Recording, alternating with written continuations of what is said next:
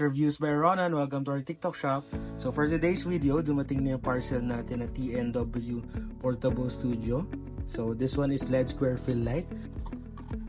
So ito yung matatanggap nyo once na dumating na yung parcel. So meron siyang this one, no, yung USB port, and then yung controls yun nandito. And then this one yung para sa yung kinoconnect dito. Open natin yung LED kung gaano kalaki.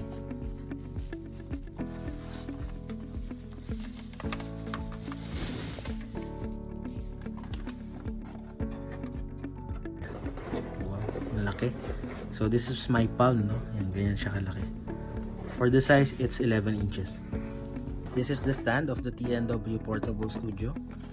And this one.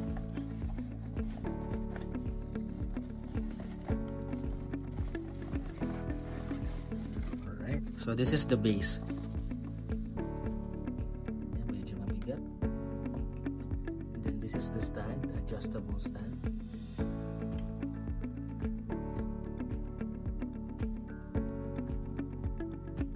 So this is the connector. I-connect na natin sa stand.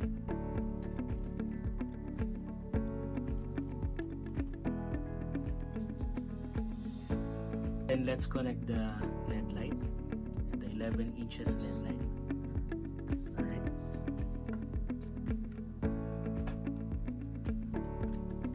Rotate lang.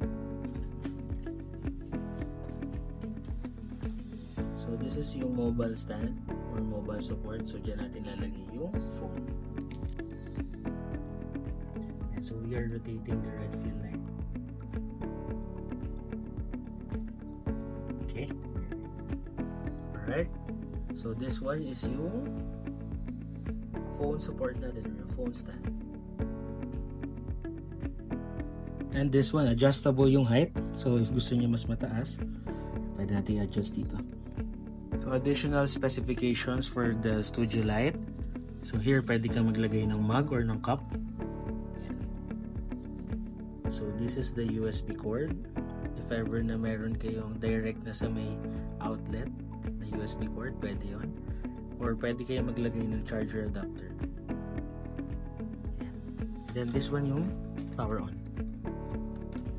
Saksak lang natin. Let's open the cover para makita natin gaano kalakas.